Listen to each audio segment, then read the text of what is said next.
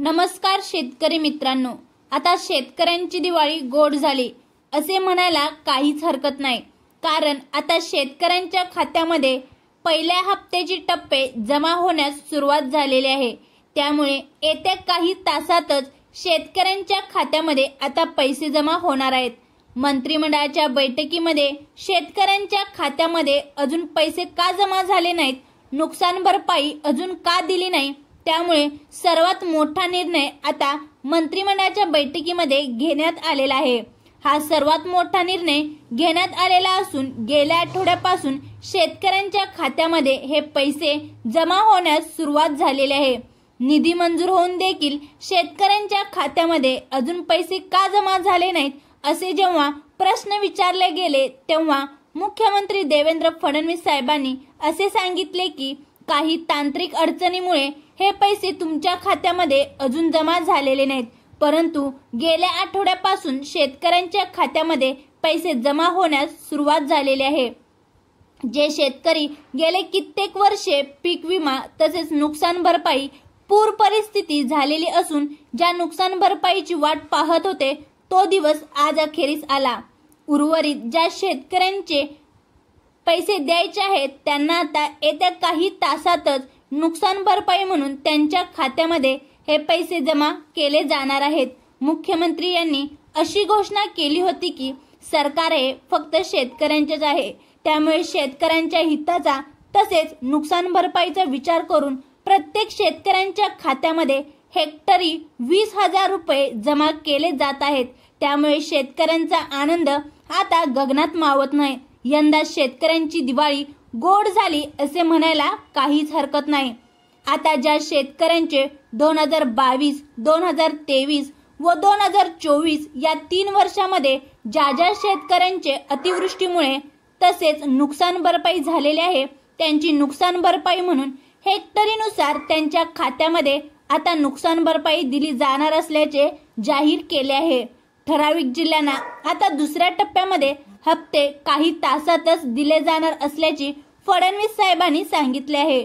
नुकसान भरपाई म्हणून 20,000 रुपये देण्याचे ठरवले आहे। यामध्ये ठराविक 8 जिल्हे आहेत ज्यांना दुसऱ्या टप्प्यामध्ये काही तासातच पैसे दिले जाणार आहेत। आता ते कोणते जिल्हे आहेत ते आपण पुढे व्हिडिओच्या माध्यमातून समजून घेणार आहोत, त्यामुळे कुठेही न जाता व्हिडिओ हा शेवटपर्यंत नक्की पहा। आजच्या व्हिडिओच्या माध्यमातून तुम्हाला महत्त्वाची माहिती समजणार आहे। शेतकरी मित्रांनो, आतापर्यंत 50,000 शेतकऱ्यांच्या नावावर हा पीक विमा तसेच नुकसान भरपाई दिली गेली आहे। आता जे उर्वरित 16 लाख शेतकरी असणार आहेत त्यांच्या खात्यामध्ये देखील दुसऱ्या टप्प्यामध्ये आता पैसे दिले जाणार आहेत। दिवाळीच्या मुहूर्तावर येत्या 3 दिवसांमध्ये पैशाचे वितरण करण्याचे सांगितले आहे। त्यामुळे मागील 2 दिवसापासून शेतकऱ्यांच्या खात्यामध्ये हे पैसे जमा झालेले आहेत, तसाच त्यांना मेसेज देखील आलेला आहे। मुख्यमंत्री साहेबांनी येत्या 8 जिल्ह्यांमध्ये पीक विमा तसेच नुकसान भरपाई देण्याचे त्वरित सांगितले आहे। त्यामुळे तुमचा जिल्हा या 8 जिल्ह्यांच्या यादीमध्ये आहे का हे नक्की पहा। तसेच या चॅनलवर पहिल्यांदा आला असाल तर चॅनलला सबस्क्राइब करायला विसरू नका। याआधी कोणत्याही योजनेचे जर हप्ते पाहिजे असेल तर सरकारने ई-केवायसी बंधनकारक असल्याचे सांगितले होते, परंतु आता कोणतीही अट न ठेवता ई-केवायसी बंधनकारक नसल्याचे फडणवीस साहेबांनी सांगितले आहे। त्यामुळे जर तुम्हाला याआधी पीएम किसान योजनेचा तसेच नमो शेतकरी योजनेचा हप्ता भेटला असेल तर त्याच बँकेच्या अकाउंटवर तुम्हाला ही नुकसान भरपाई दिली जाणार आहे। पीक विम्याचे 10,000 रुपये आणि 2022 ते 2024 या दरम्यानचे जर तुमचे नुकसान झाले असेल तर त्याचे 10,000 रुपये असे मिळून तुम्हाला हेक्टरी 20,000 रुपये दिले जाणार आहे। बऱ्याच शेतकऱ्यांना आता दिवाळी तोंडावर आले असल्यामुळे ती कशी साजरी करायची तसेच मुलाबाळांना कपडे कसे घ्यायचे, घर कसे चालवायचे असा प्रश्न पडला होता। त्यामुळे या सर्व गोष्टींचा विचार करून 10 जिल्ह्यांची पीक विमा देण्याचे सरकारने आदेश दिले आहेत। शेतकऱ्यांना कोणतीही अट न घालता तसेच ई-केवायसी बंधनकारक न करता या 10 जिल्ह्यांमध्ये शेतकऱ्यांना पीक विमा तसेच नुकसान भरपाई देण्याचे सरकारने ठरवले आहे। याआधी सरकार डीबीटीद्वारे शेतकऱ्यांच्या खात्यामध्ये पैसे देत होते। डीबीटीची प्रोसेस ही खूप स्लो असल्यामुळे याआधी शेतकऱ्यांच्या खात्यामध्ये बरेच पैसे जमा झालेले नव्हते, परंतु आता सरकारने डायरेक्ट खात्यामध्ये पैसे जमा करण्याचे ठरवले आहे। त्यामुळे आता उर्वरित शेतकऱ्यांना देखील पैसे त्यांच्या नावावर आल्याचे समजेल। त्यामुळे ज्या शेतकऱ्यांना अजून देखील पैसे मिळालेले नाहीत त्यांना येत्या काही तासातच त्यांच्या खात्यामध्ये पैसे जमा झालेले दिसतील। आता आपण जिल्ह्यांची यादी पाहणार आहोत की सरकारने कोणत्या जिल्ह्यांची यादी निवडली आहे, त्यामुळे व्हिडिओ हा नीट लक्ष देऊन पहा।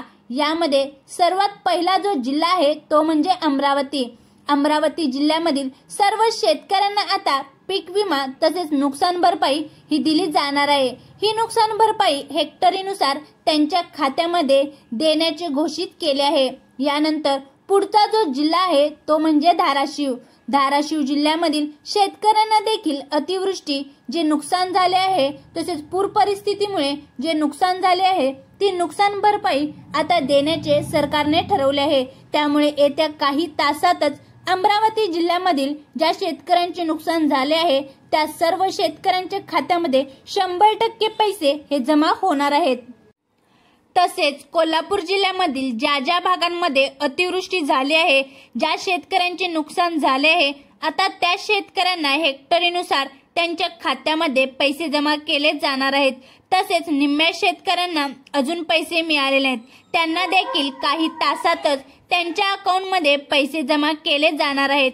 यानंतर पुढचे जे जिल्हे आहेत ते म्हणजे बीड, जालना, अकोला, परभणी, नांदेड या 5 जिल्ह्यात देखील शेतकऱ्यांना आता नुकसान भरपाई दिली जाणार आहे।